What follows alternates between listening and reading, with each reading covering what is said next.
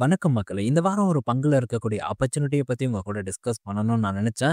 அதோட வெளிப்பாடு தான் இந்த வீடியோ. ஆல்ரெடி இந்த பங்க பத்தி நம்ம இதுக்கு முன்னாடி கூட வந்து டிஸ்கஸ் பண்ணியிருக்கோம். பட் அந்த டைம்ல நம்ம எந்த ஒரு முடிவும் வந்து எடுக்கல. ஸோ கொஞ்சம் டைம் ஆகட்டும். இத பத்தி நம்ம ஃபியூச்சர்ல டிஸ்கஸ் பண்ணலாம் அப்டின்ட்டு கூட வந்து பேசியிருந்தோம். ஸோ இப்போ ஆல்மோஸ்ட் பார்த்தீங்கன்னா, ஒரு முடிவ வந்து நான் எடுத்துட்டேன். ஸோ அதனால இத வந்து இப்போ டிஸ்கஸ் பண்ணலான்ட்டு எடுத்துட்டு வந்திருக்கேன். ஸோ அந்த பங்கு வேற ஒரு பங்கும் இல்ல. ஃபினோலெக்ஸ் கேபிள் பத்தி தான் நம்ம இந்த வீடியோல டிஸ்கஸ் பண்ண போறோம். ஸோ அதுக்கு முன்னாடி அதோட பிஆர் நிறுவனங்கள் எப்படி பெர்ஃபார்ம் பண்ணிட்டு இருக்கு அப்படிங்கிறத பற்றி நம்ம பேசுவோம். அதே மாதிரி ஃபினோலெக்ஸ் கேபிள் என்ன ஒரு ப்ராப்ளம் இருக்குங்கிறத பற்றியும் நம்ம இந்த வீடியோவில் வந்து டிஸ்கஸ் பண்ணுவோம். ஏன்னா இந்த பங்கை பற்றியும் பலரும் வந்து கேட்டுட்டு வந்து இருக்காங்க. ஸோ அதனால் இதை நானும் பார்த்தீங்கன்னா ஒரு ஃபோக்கஸ் பண்ணுறதுக்கு முடிவு எடுத்திருக்கேன். அதனால் உதவிகரமாக இருக்கும் மற்ற நண்பர்களுக்கும் சொல்லி தான் இந்த வீடியோவை இப்போ நான் மேக் பண்ணிட்டு இருக்கேன். ஸோ இப்போ முதல்ல நம்ம பாலிகேப்பை பற்றி டிஸ்கஸ் பண்ணுவோம். ஸோ ஒரு பெரிய ஒரு வாலட்டைல் கொடுத்த ஒரு பங்குன்னே நம்ம சொல்லலாம்.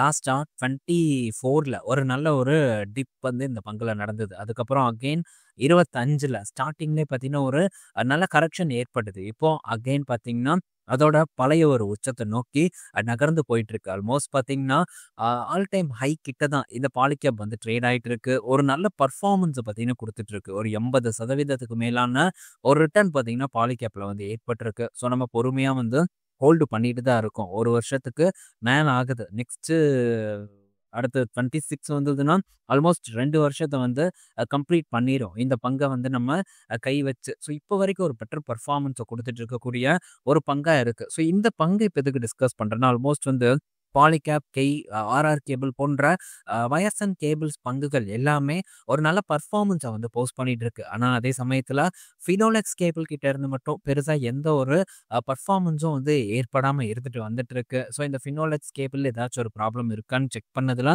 எந்த ஒரு ப்ராப்ளமும் இப்போ மைனராக வந்து இல்லாமல் தான் வந்திருக்கு. பட் பர்ஃபார்ம் பண்ணாத ஒரு ஸ்டாக்காக இருக்கு. ஸோ இன்னொரு ஒரு தயக்கம் என்ன இருக்குன்னா பலருக்கும், ஸோ ப்ரொமோட்டர் இஷ்யூ வந்து இதில் ரொம்ப நாளா வந்து போயிட்டு இருக்கு.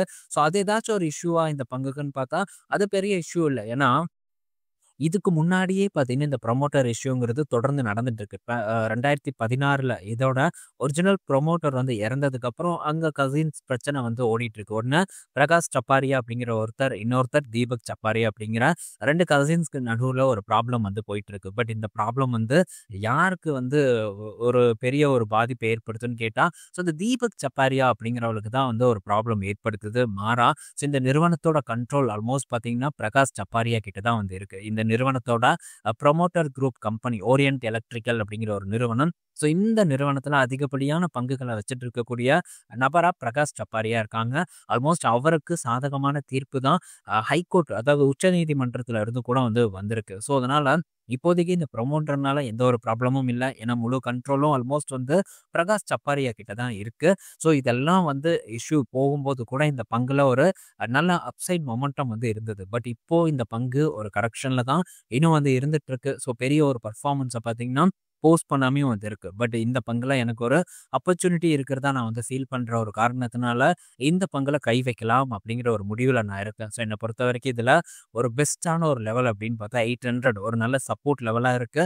ஸோ இங்கேயும் பார்த்தீங்கன்னா நம்ம பிளானை பேஸ் பண்ணி தான் வந்து உள்ள குதிக்கிற மாதிரி வந்து இருக்கும். ஸோ இப்போ மேபி நம்ம கிட்ட ஒரு ₹100 இருக்குன்னு அதில் ஒரு ஃபர்ஸ்ட் ஒரு ₹30 கிட்ட பார்த்தீங்கன்னா இந்த ஃபினோலெக்ஸ் கேபிளை வந்து நம்ம ஃபோக்கஸ் பண்ணுறதுக்கு ட்ரை பண்ணலாம். மேபி அதுக்கப்புறம் ஒரு டவுன்ஃபால் ஏற்படுது அப்படிங்கிற பட்சத்தில் இன்னும் கொஞ்சம் கூட வந்து நம்ம தொடர்ந்து வந்து பணத்தை போடுறதுக்கு கூட ட்ரை பண்ணலாம். இந்த பங்கு ஆல்மோஸ்ட் ஒரு 50%க்கு மேலே கரெக்டான ஒரு தரமான பங்கு. இந்த வயர்சன் கேபிள் செக்டார்லாம் மார்க்கெட் ஷேர்ன்னு பார்த்தா 3வது பெரிய ஒரு நிறுவனமா இந்த ஃபினோலெக்ஸ் கேபிள் தான் வந்து இருக்கு. அது மட்டும் இல்லை, இந்த நிறுவனம் ரொம்ப காலமாக நீடிச்சு இந்த பிஸ்னஸில் வந்து இருந்துட்டும் வந்துட்டு இருக்காங்க. பட் அதுக்காக நம்ம பாலிகேப்பையும் வந்து முழுசா வந்து கைவிட்டுற முடியாது.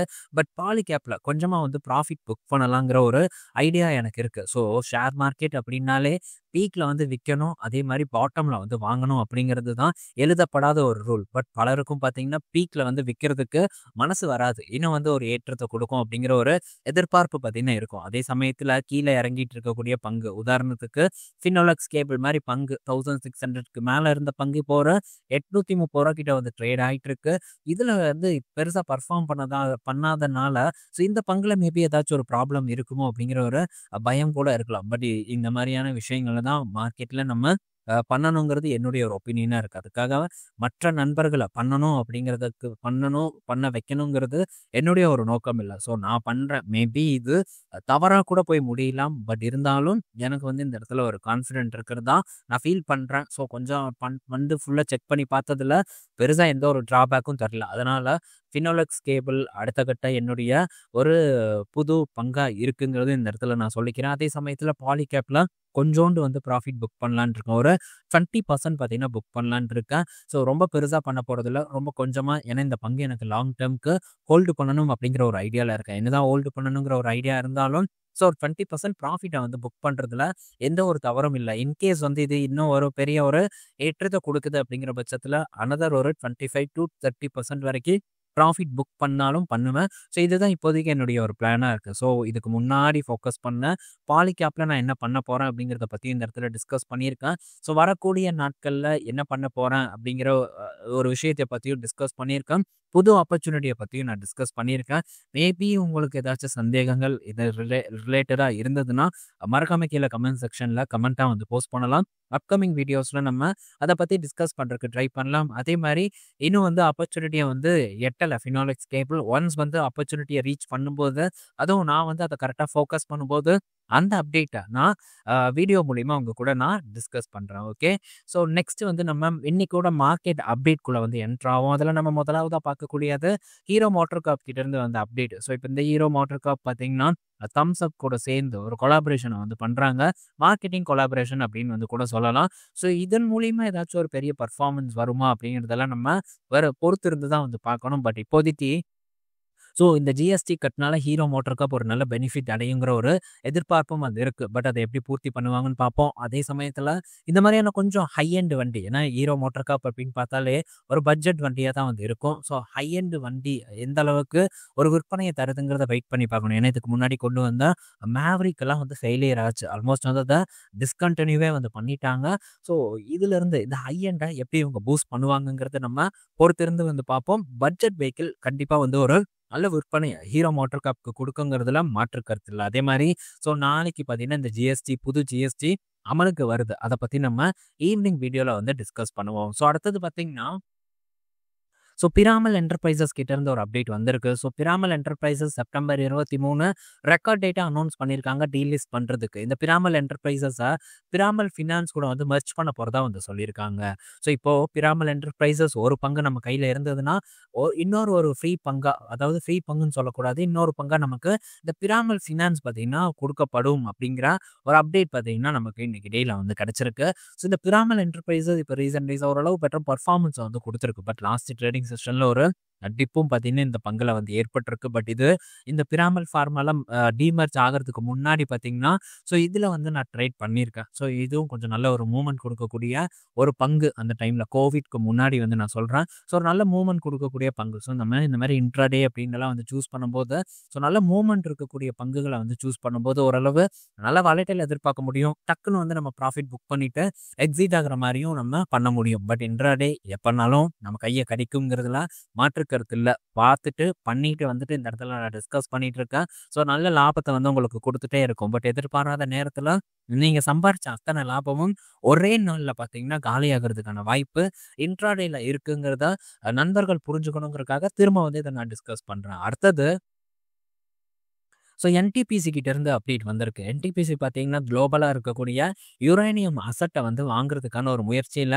ஈடுபட்டுட்டு இருக்கிறதா ஒரு டேட்டா வந்திருக்கு. ஏன்னா, ஸோ இப்போ அடுத்தது வந்து நியூக்ளியர் பவர் அப்படிங்கிறது கிட்டத்தட்ட உறுதியாயிருச்சு. பெரிய இன்வெஸ்ட்மெண்ட்டா கவர்மெண்ட் வந்து பண்றாங்க. ஸோ அதில முன்னணி நிறுவனமா இந்த நியூக்ளியர் பவர் ப்ராஜெக்ட்ட பண்ணக்கூடிய முன்னணி நிறுவனமா என்டிபிசி இருக்க போகுது. ஸோ அதனால ஃபியூச்சர்ல எந்த தட்டுப்பாடும் வரக்கூடாதுங்கிறதுக்காக, ஸோ இப்பவே குளோபல்ல இருக்கக்கூடிய யுரேனியம் அசட்ட வாங்குறதுக்கான ஒரு முயற்சியில என்டிபிசி ஈடுபட்டுட்டு இருக்காங்கங்கிற ஒரு டேட்டா பார்த்தீங்கன்னா, நமக்கு இன்னைக்கு டேல கிடைச்சிருக்கு. இது என்டிபிசிய பொறுத்தவரைக்கும் ஒரு பாசிட்டிவான ஒரு செய்தியா பார்க்கப்படுது. என்டிபிசி இதுக்கு முன்னாடி ஃபோக்கஸ் பண்ணியிருக்கோம். ஸோ அப்பப்போ ஆப்பர்ச்சுனிட்டி வந்துட்டு இருக்கு. ஸோ நண்பர்களும் வந்து இத செக் பண்ணியிருப்பீங்க அப்படின்னு தான் நான் வந்து நம்புறேன்.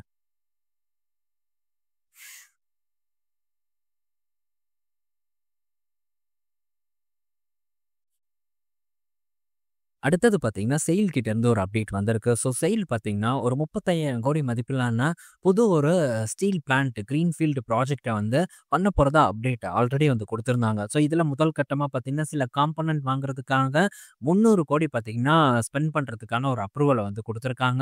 இது SAIL பொறுத்தவரைக்கும் ஒரு பாசிட்டிவ் நியூஸ். நம்ம நாட்டில இருக்கக்கூடிய ஸ்டீல் கம்பெனில மிகவும் முக்கியமான ஒரு நிறுவனமா, அதுவும் பெரிய அளவுக்கு கெப்பாசிட்டி இருக்கக்கூடிய ஒரு நிறுவனமா SAIL நிறுவனம் இருந்துட்டு இருக்கு. இப்ப மிகப்பெரிய ஒரு முதலீட்டையும் பார்த்தீங்கன்னா, SAIL வந்து பண்றாங்க. இப்போதைக்கு மெட்டலோட தேவை, மெட்டலோட பிரைஸ் எல்லாமே குளோபலா வந்து நல்லா இருக்கக்கூடிய காரணத்தினால ஸ்டீல் செக்டார் நல்ல பெர்ஃபார்மன்ஸ பண்ணுது. மேபி ஃபியூச்சர்ல இந்த மெட்டலோட பிரைஸ் வந்து டிக்ளைன் ஆகுது அப்படிங்கிற பட்சத்தில, இந்த ஸ்டீல் கம்பெனிஸ் ஆல்ரெடி ஹெவியான ஒரு இன்வெஸ்ட்மென்ட்ட பண்ணியிருப்பாங்க. அந்த டைம்ல இந்த மாதிரியான நிறுவனங்கள் ஒரு பாதிப்ப கூட சந்திக்கிறதுக்கான வாய்ப்புகள் ரொம்ப அதிகமா இருக்கு. இந்த பங்குகள் எல்லாம் ப்ரீவியஸா பெரிய ஒரு பெர்ஃபார்மன்ஸ் பண்ணாத பங்குகள். இதுன்ட்டு இல்ல, மோஸ்ட்டா இருக்கக்கூடிய ஸ்டீல் செக்டார் பங்குகள் எதுவும் அந்த அளவுக்கு பெர்ஃபார்ம் பண்ணல. பல கமாடிட்டில இருக்கக்கூடிய ரிலேட்டட் பங்குகளும் பெரிய பெர்ஃபார்மன்ஸ் பண்ணல. பட் இப்போதைக்கு மார்க்கெட்ல எல்லா பங்குகளுமே ஒரு நல்ல பெர்ஃபார்மன்ஸ வந்து குடுத்துட்டு இருக்கு. இந்த சூழ்நிலை நமக்கான சூழ்நிலை இல்ல. மேபி திரும்ப நமக்கான ஒரு ஆப்பர்ச்சுனிட்டி வரும். அந்த டைம்ல இந்த மாரி கமாடிட்டி செக்டார் பங்குகள லாங் டெர்ம்க்கு பிடிக்கிறத பத்தி நம்ம ட்ரை பண்ணுவோம். சூழ்நிலைன்னு ஒண்ணு இருக்கு மார்க்கெட்ட பொறுத்தவரைக்கும். சூழ்நிலைய சரியா பயன்படுத்துறவங்க மார்க்கெட்ல ஃபர்ஸ்ட்டு ஜெயிக்கிறாங்களோ இல்லையோ, தோல்வி அடைய மாட்டாங்க அப்படிங்கிறத உறுதியா சொல்லுவேன். போட்ட பணம் பெருசா வந்து லாஸ் ஆகாது. அப்படியே நிக்கும். தேங்கி அப்படியே நிக்கும். பட் ஒரு டைம்ல மார்க்கெட் பூம் ஆகும்போது சேர்த்தி வச்சு அந்த ரிட்டர்ன அந்த பங்குகள் குடுக்கும். அத நம்ம மாறா வந்து பண்ணி, சூழ்நிலை நமக்கு சாதகமா இல்லாத நேரத்துல கொண்டு போய் உச்சத்துல வந்து இன்வெஸ்ட்மென்ட்ட பண்ணி முடிச்சுட்டோம்னா, அங்கருந்து மேபி ஒரு 20, 25% வந்து ஒரு ஏற்றத்த குடுக்கலாம். மேபி டபுள் கூட ஆகலாம். பட் டபுள் ஆனாலும் நம்ம வித்துட்டு வெளிய வரணும். விக்காம வேடிக்கை பார்த்து இன்னும் ஏறும் அப்படின்ட்டு நம்ம வெயிட் பண்ணும்போது, பெரிய ஒரு ஆபத்த கூட சந்திக்க நேரிடலாம். அதனால லாபம் லேட்டா வந்தாலும் பரவால்ல, சேஃபா வரணும் அப்படிங்கிறத மட்டும் குறிக்கோளா வச்சுட்டு நம்ம நண்பர்கள் பயணம் பண்ணணுங்கிறது என்னுடைய ஒரு கருத்து. அடுத்தது பார்த்தீங்கன்னா, கன்வேயர் பெல்ட் தயாரிக்கக்கூடிய ஒரு மைக்ரோ கேப் ஸ்டாக். இந்த ஸ்டாக்க பார்த்தீங்கன்னா, இப்போ கொஞ்சம் நியூஸ்ல வந்து பெருசா வந்து போட்டுட்டு இருக்காங்க. இந்த ஸ்டாக்கோட வேல்யூவேஷன் அப்படின்னுலாம் நம்ம பார்க்கக்கூடாது. ரொம்ப சின்ன கம்பெனி. ஒரு 150 கோடி இருக்கக்கூடிய ஒரு நிறுவனம். பட் இந்த கம்பெனி இப்ப எதுக்காக வந்து ஃபோக்கஸ் லிஸ்ட்ல எடுத்துட்டு வந்திருக்காங்கன்னா, இந்த கம்பெனியோட ஆர்டர் ஃப்ளோ பார்த்தீங்கன்னா நல்லா இருக்கு அப்படின்னு சொல்லியிருக்காங்க. ஆர்டர் புக் வந்து நல்லா இருக்குங்கிற ஒரு டேட்டா வந்திருக்கு. 85 கோடி மதிப்பிலான எக்ஸிக்யூட் பண்ணப்படாத ஆர்டர்ஸ் பார்த்தீங்கன்னா, இன்னும் இந்த நிறுவனத்துக்கிட்ட கைவசம் இருக்கு அப்படிங்கிற ஒரு டேட்டா வந்திருக்கு. இத காரணம் காட்டி இந்த பங்கு ஒரு நல்ல பெர்ஃபார்மன்ஸ பண்ணணும்னு வந்து சொல்லியிருக்காங்க. பட் இந்த மாரி மைக்ரோ கேப் பங்குகள் எல்லாம் ரொம்ப வந்து ஒரு பாட்டம்ல என்னன்னே தெரியாது. அந்த டைம்ல வந்து சும்மா சரி போட்டா போட்டும் அப்படின்னு சொல்லிட்டு காச தூக்கி போட்டா தான் ஒரு நல்ல பெர்ஃபார்மன்ஸ பார்க்க முடியுங்கிறது என்னுடைய கருத்து. ஏன்னா இந்த மாரி சூழ்நிலையில மேபி இது ஒரு பெர்ஃபார்மன்ஸ குடுக்கலாம். பட் ரிஸ்க் வந்து ரொம்ப அதிகம். திடீர்னு ஏதாச்சும் ஒரு பஞ்சாயத்த கூட்டுவானுங்க. அந்த டைம்ல நம்ம கையில இருக்கிறதெல்லாம் முடிச்சு விட்டுட்டு போயிருவாங்க. இந்த மாரி செய்திகள நம்ம பெருசா வந்து ஃபோக்கஸ் பண்ண வேண்டாம். மைக்ரோ கேப்ல ரொம்ப நல்ல தெரிஞ்ச கம்பெனியா இருந்ததுன்னா, அந்த மாரி பங்குகள நம்ம சூஸ் பண்றத பத்தி திங்க் பண்ணலாங்கிறது என்னுடைய ஒரு ஒப்பீனியன். இந்த வீடியோல நம்ம பல இன்ஃபர்மேஷன் பத்தி டிஸ்கஸ் பண்ணியிருப்போம். பயனுள்ளதா இருக்கும்னு நான் நினைக்கிறேன். ஈவினிங் இன்னொரு வீடியோல நம்ம மீட் பண்ணுவோம். பாய் மக்களே!